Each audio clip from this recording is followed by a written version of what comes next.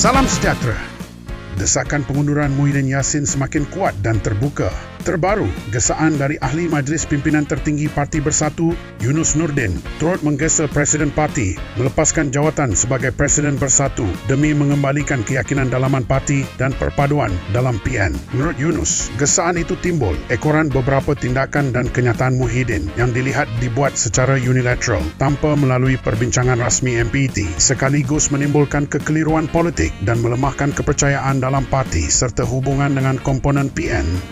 Isu yang dibangkitkan tidak pernah dibentangkan, dibahaskan atau dipersetujui dalam mana-mana mesyuarat MPT Bersatu resmi, tegasnya.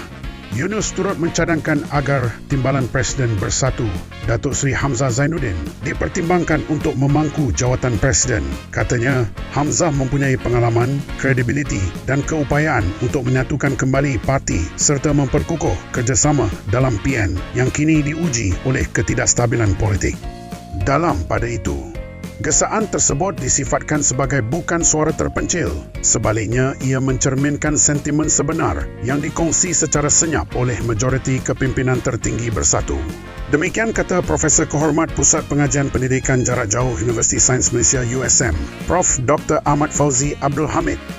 Menurut Prof. Dr. Ahmad Fauzi, lagi, keberanian Yunus bersuara secara terbuka adalah petunjuk jelas bahawa krisis kepimpinan Bersatu kini sudah melepasi tahap bisik-bisik dalaman, malah telah disedari dan diterima hakikatnya oleh orang dalam parti sendiri.